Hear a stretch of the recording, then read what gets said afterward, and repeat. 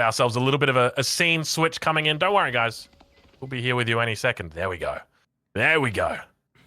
And my streamer's frozen, Lidakor. Yeah, so is mine. So we're going to have to wait a couple of seconds. I guess we're just going to welcome you back. All right. Hello. Are we back? We're back. Okay. Hello. We're back. Give us a second, guys. Technical difficulties. It's what we specialize in here at EGCTV. It is not the production of high-quality content, but rather the production of wonderfully produced content with a side of technical difficulties. But welcome to game number 3. This is the deciding match now between Vietnam Legends and BanterBois. This is part of the Winter Team Championship. First game went over to Vietnam Legends, a 2v2. BanterBois picked up the 3v3. And now we're back here on Dry Arabia to do a 2v2. Take a look at the spawns that we've got here, Lidakor. You're very close to your ally. It definitely feels like more of a team game coming out on this map. Yeah, we also have a very interesting spawn of forests. It's almost perfectly symmetrical, which is a really feels-good man type of a spawn. But it's also very much shielding, for example, a player like Maria, surrounded all around by forests. Kind of the same thing is there for Octiu. So some of these players have some very well-defendable bases, much more so than what you would expect from normal Dry Arabia. Are you suggesting that there might be a longer game coming out right now? On the contrary, I think this could be one of the shorter games because you mentioned this before. With semi-naming command of the HRE, a Burgrave Palace play could be legitimate. And so many times we see that that's almost an all-in style play. If it doesn't work out sub 20 minutes, you're gone. So I feel that if I would have to make a guess, I would think that this could be on the shorter side. All right. Well, we'll have to see how it plays out. Now, one of the things to note is that I Am Jeffrey is going to be on the Malians, and this civilization excels at trade. By far, the best trading civilization. I probably shouldn't say by far, because the Ottomans are a really good trading civilization as well, but they need a lot of things to help them out. They need trade bags, they need the Seagate Castle. Whereas the Malians, all they need is one single landmark. But when it comes to the trading post on this map, we take a look at the neutral position down towards that west side of the map. It's not the most efficient spawn for trade. No, not at all. Now, obviously, in team games, you can trade with your teammate, but one of the more underappreciated features is that the neutral trade posts actually give you more gold than your teammates' market do. So it's not that straightforward. Oftentimes, even with a shorter distance, that neutral trade post is actually better than what you would get from your teammate if you were to place his market in the corners, and so do you place yours in the other corner.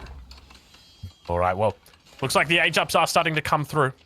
We mentioned the fact that Jeffrey may look to potentially trade on this map. Well, if that is the case, it's not going to be with the assistance of the Saharan Trade Network. Instead, Jeffrey opting for a different landmark here. We do see that he's actually gone for the Manta Quarry. Over on the other side of the map, though, looks like we've got the landmarks coming through for Tiu as well as Say My Name. Council Hall, Arkan Chapel, no real surprises there. Indeed, very straightforward start out there. You have to keep in mind that while for the Malians, obviously you could gamble around with a bunch of trade strategies, you have to respect the fact that this is a decider game. So you misstep once, you could easily lose the entire set. So they might go for slightly more straightforward, slightly more safe approaches, I guess. Yeah, I suspect that's probably going to be the case.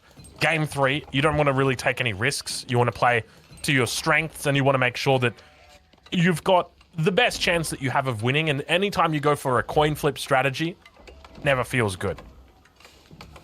Especially when you're going up against a team that you like your odds against. And I think both of these guys, or both of these teams, would be pretty happy going up against each other at the moment. They'd be thinking, well, I reckon we could take him out. I reckon we can take him out. We're not going to have too much of an issue, but we've got Stone being taken. It looks like a 2 TC opening might be coming through from Jeffrey here. I like that. I wonder what the Mansa query is set on, actually. Is he just keeping that on gold for passive gold income? Or is he rushing that second town center by setting it on stone? And yeah, there it is. It's on stone. So it's going to be an extra fast second TC. Yeah. All right. Well, age ups now coming through. Maria reaching the second age. And of course, we've got the next production facility coming out. The stable going to be dropped down here, so a little bit of raiding, potentially going to be heading over towards the other side of the map, playing against the English. It's a little bit difficult to hit them with those raids, but obviously the Knight, one of the best raiding units in the game. Yeah, the key thing we have to keep in mind is that these are Rus Knights, so any damage that you take is permanent in Feudal Age, and as I said, you go into the range of that English town center, you could take a lot of damage, and then those Knights won't be able to accomplish much further than that. So I am somewhat skeptical about what these Knights can accomplish here. As you said, raiding the English is difficult, and then it could be challenging to damage the timings of the HRE player here, because especially if you look at the relative positionings, you have to march more to get to the HRE player than you have to for the English. So by the time you get there, the HRE player might already be on the way up. Yeah. It could be, yeah, it's one of those difficult positions, but speaking of going up, take a look at this. Say My Name now, working towards that Castle Age. Not too long. I think we're in the perspective of Say My Name at the moment. You can see the resources stacking up, crossing that 6-minute threshold. Plenty of gold stacking up, and you can see right there, yeah, Castle Age going to be coming through imminently. Normally, it's the Malians that you see teamed up with the Holy Roman Empire. But here, they're going to be teamed up with the Rus, and the Holy Roman Empire are going to be teamed up with the English instead. So don't expect to see much slinging today. It's interesting that you say that, because I would have thought that with the English, you could go for a Burgrave Sling. You have a strong farming economy set up, and if you look at Octiu, he only has a handful of longbows. You could go heavy on the slinging department, because the biggest strain on your economy when it comes to the Burgrave pass is food. If you can get that from the English player, we could easily see the Burgrave overrun. I think this is actually a civilization matchup where it's very legitimate to see a sling. Yeah, okay. I like the way that you think. You know, I was actually throwing up like the ways that you would do slings and what the best civs are for them. I actually think the Holy Roman Empire would be the best civ to do the sling rather than to get the sling. Just because they get all of the extra resources gathered up through their prelates. It's an extra 40% gather rate. They've obviously got larger carry capacities as well. So maybe one day we do see the inverse happening of because the HRE are the one that is definitely getting slinged the most at the moment through the power of that Burgrave. Yeah, I agree with you. I don't think it's something we're going to see on open maps, though, because we have to keep in mind that in order to sling someone, which, for those of you that don't know, basically means that you don't do anything other than just sending all the resources that come into your teammate. In order to sling someone, you have to play very compact because you don't really have an army, and your teammate doesn't really want to get bothered protecting you. He wants to do damage to the enemies. So you have to play very compact, and with the HRE, you deplete your resources close to your TC very fast. This is why the English is actually a pretty decent slinging civ, because your farming eco is still very compact. You can drop a couple of towers and network of castles to protect you as well, and you're gonna have a very compact, high-efficiency economy for essentially an infinite time. Yeah. All right, well, we did see a little bit of a UI switch around, so big shout out to Vodka there for switching that one. Now we do actually have the yellow and red players on the left side of our screen at the top. For me, I don't know about you guys, but for me, I've always got difficulty with that kind of thing. It's just, I guess, the way my brain works. I can't function until it's corrected. So thank you very much for fixing it up. Makes it much easier for my brain to process now that we've got each player on the right sides of their screens. But aggression coming out. Age 3 has finally come in for Say My Name. And he's going to be looking to pump out units now. Spearman out already for him. Village account pretty even at the moment, despite that second town center coming through. And this early aggression from Tio looking solid. Yeah, but look at what Jeffrey's doing. He knows this build. They realize that Octiu isn't really doing much. It's a handful of longbows, handful of spearmen, but most of that is likely going to be a sling-focused approach. He's making Musafati warriors because he knows that the biggest threat is going to be the men-at-arms soon. One of the massive problems that people have with dealing with the Holy Roman Empire is the men-at-arms. How do you deal with them? But fortunately, the Malians have got access to a unit that counters them in the Second Age effectively. Not only that, but the Rus have also got the Knights. And it's going to be a wonderful little cleanup right now from the BanterBois. Yeah, this is really good. You also managed to keep most of those Knights very healthy.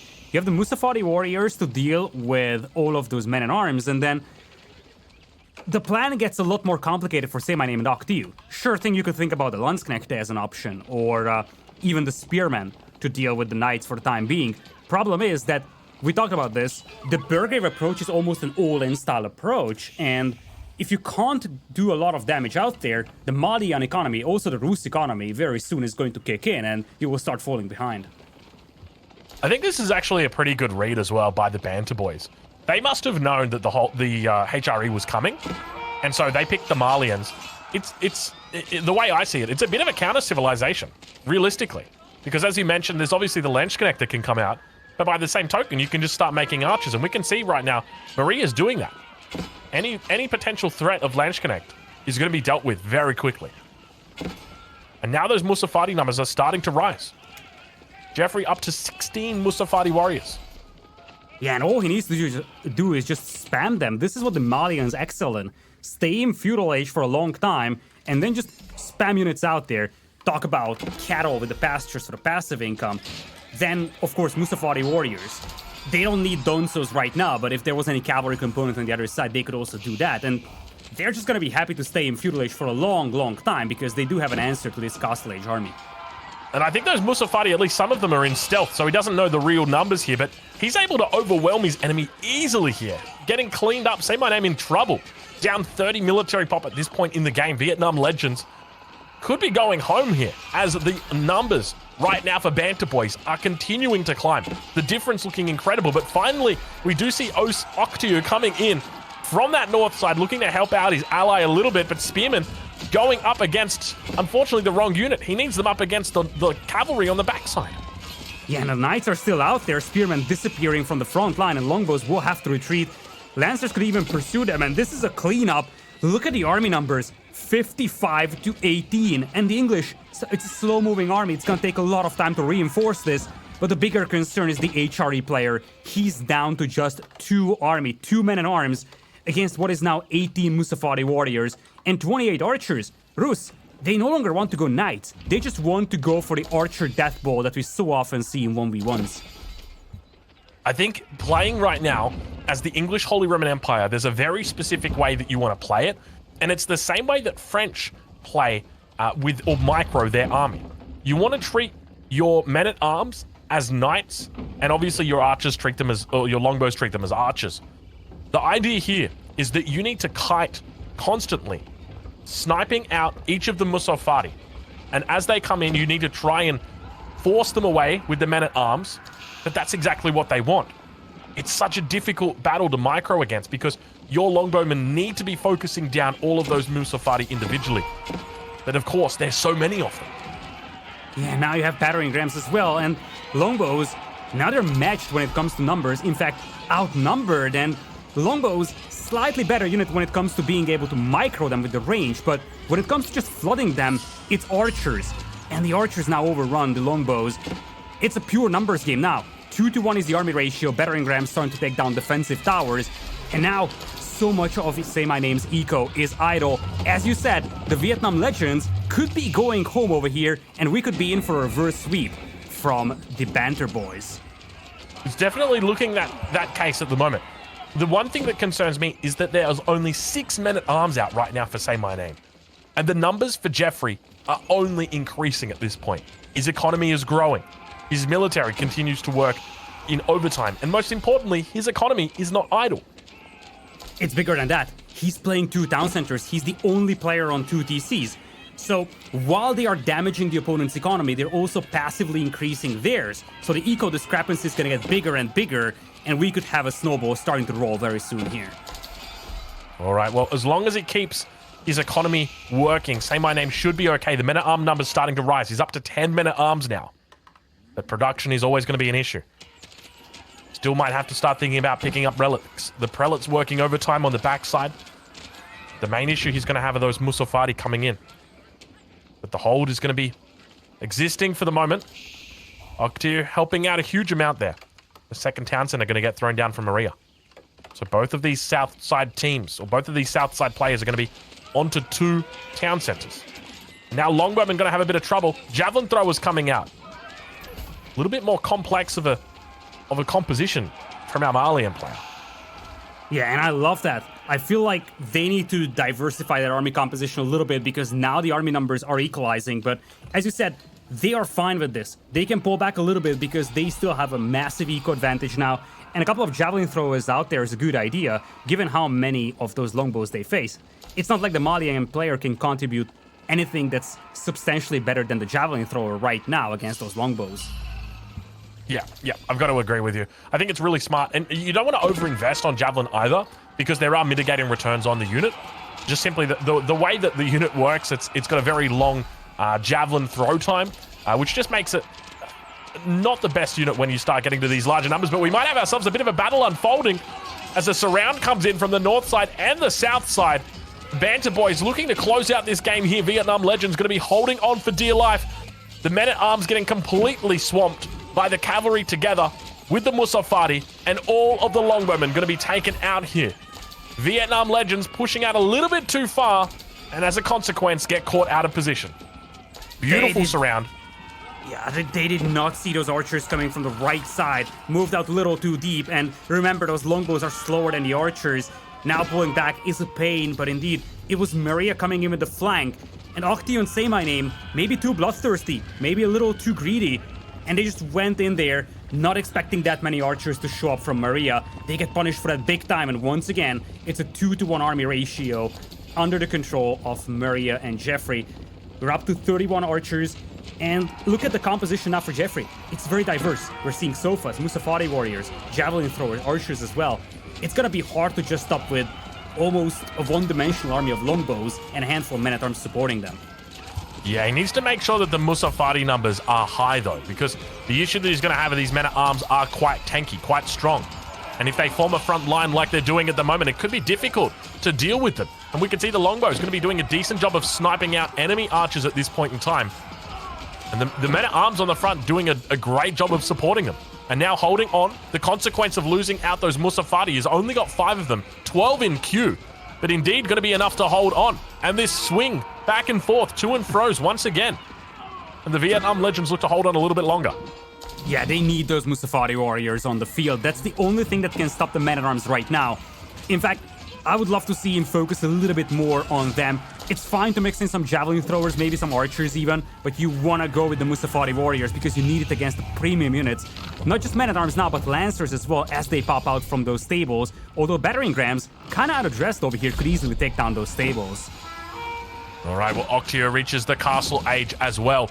So we've got 2 Castle Age players up against 2 Feudal Age players, but it won't be for long because Jeffrey is also heading up to the Castle Age. I'm curious what landmark he's looked to go with, whether we're going to see the Farimba Garrison or whether it's going to be what I like to call the Big Cow landmark.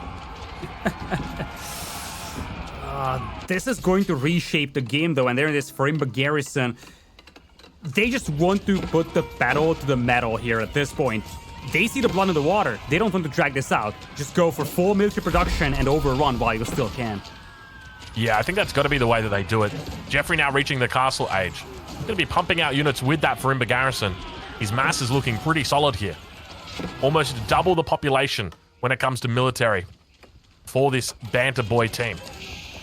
They continue looking to try and finish off this game, but still yet to have the killing blow. The battering rams slowly getting worked down by these ranged units.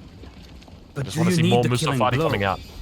That's the big question here, because we've been talking about this secretly. Off the back of this, they've built up a big eco lead. Now, some of that will be offset by a second town center of Octiu, but they don't need to rush this one. They're in a good position. They just need to make sure they don't throw away the game at this point, especially if they can land raids like this.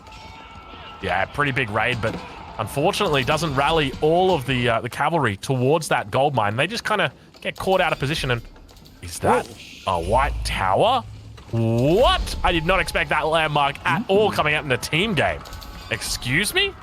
Well, he has had 2 town centers, so you can justify it a little bit more, but nowadays we are seeing players being greedy and just going for a 3rd town center with the King's Palace. But interesting choice for sure. It's going to allow him to mix in some siege potentially, some premium units, men-at-arms, knights, although it looks like Octio just wants to go with full longbows over here.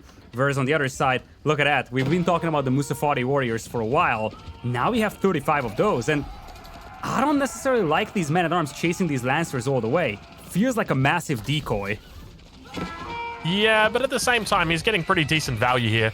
Able to clean up the enemy position and just being overall a good teammate here. Longbow's obviously going to struggle trying to catch them, and we just now see walls coming up for Octio. Yeah, they will need those. Their army is extremely slow. Talk about men-at-arms, talk about longbows, and they won't change for a while, so those walls could be a lifesaver. Especially because Maria still has a couple of knights running around. Now, one thing we have to keep in mind is that Maria doesn't have a massive army right now. In fact, he only has a handful of crossbows, and he's losing them on the battlefield sometime. Yeah, that's a good call, actually. Yeah, there's only just 7 crossbow. The knights have been taken out, and only a couple of archers. So it might look like a lot on the UI, but realistically, it's not really. It's quite a small amount. So that definitely gives a bit more of a window for our Vietnam legends. Yeah, most of the numbers associated with the BanterBois is for I Am Jeffrey. He's got a huge army over here, 50 Musafari warriors. Now, you gotta be cautious here. Where is Octiu's army? This could be big. If those longbows are mispositioned, there's nothing that stops those Musafari warriors, and they would just march straight in.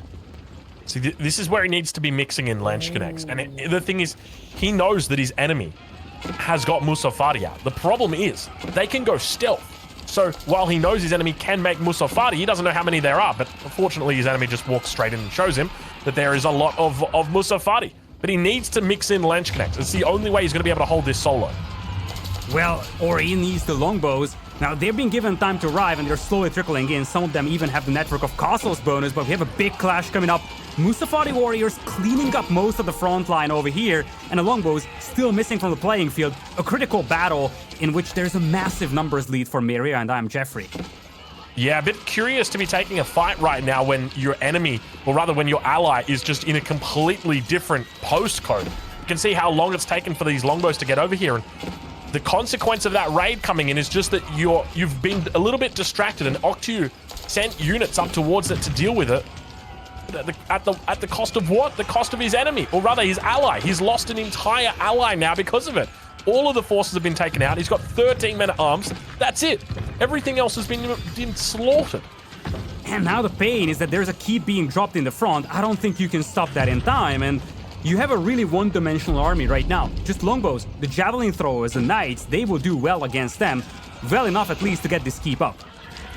Yeah, it should be more than enough, and we can see right now, he's got some pretty decent DPS here, able to actually go through the heavy armor of these knights. But the keep does get up. It's not going to be enough, and now a little bit of a difficult position for the Vietnam Legends. But keep in mind, Octio already has the White Tower out, which means that trebuchets are going to be on the way. He doesn't need to drop a siege workshop.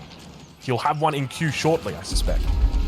Yeah, the question is how long it's going to take this keep down, because they really don't have much time. The entire farming eco is going down for Say My Name, and from this point on, it's not just the fact that they're down by 40 eco, it's the fact that the entire food eco is shut down. A monastery of 3 relics is going to get taken down as well, a 4th relic already on garrison from the tower. The eco of Say My Name is about to collapse, and Octiu could be forced to fight 2 versus 1 here. Yeah, the consequence right now of fighting without all those longbows is that they're just overwhelmed completely. We see Jeffrey sending a little bit of spare resources to Maria. Might be even thinking about going to Imperial Age at this point in time. That's 1,400 food going over. And indeed, an Imperial Age is going to be coming through, but it's going to be for Octiu, looking to try and defend his ally once and for all with a Berkshire Palace. It's been a long time since I've seen this landmark, the Berkshire Palace, Lidakor. He needs it. He needs to keep his teammate alive as much as possible. We have seen that in the 3v3 game, that even when you have 2 teammates helping, it's difficult to recover. He can't afford to let Say My Name die over here. The concern is that the moment they see that landmark, they will just march straight into his base, because Octiu just spent a ton of resources on Imperial Age, and indeed, Knights are coming in for a raid, and I wouldn't be surprised to see all those green units also shifting focus towards Octiu. Yeah, the consequence of not finishing these walls is that, well, they're not particularly efficient at stopping enemy units from entering into your base, and that's exactly what happens. Now Octiu going to be raided towards that northern position, may look to send more of his units over towards this direction. We've seen him do it already once this game.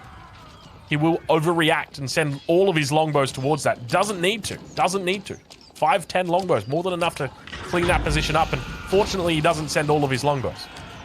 Yeah, he needs to keep them there, because Say My Name's base is still getting rampaged, but army numbers still looking good, and now mangonels are out there. There's absolutely no response from Octiu to that. He may not even react. No, not like this. Oh, not like this. Huge damage coming in. That's got to be close to 12 longbows going down in the blink of an eye, Lidakor. And an instant GG from Octiu and Say My Name. They see those longbows getting decimated, and they throw the towel in. The BanterBois coming in with a reverse sweep against the Vietnam Legends, the underdog taking down the Vietnam Legends over here. Jeffrey and his teammate Maria closing out this game number 3. And really, what a great use of this civilization combination. We've been theory crafting about how you would use the HRE and the English together. Seemed like it was going to be that Burgrave sling, but that strategy was read so well from Jeffrey's team, and they had the perfect counter set up to that. Yeah, I love the fact that they went for the Malians here. I think it's a great civilization against the Holy Roman Empire. I suspect if the Holy Roman Empire ever gets some buffs, it's kind of a buff to the Malians just because of how well they counter them.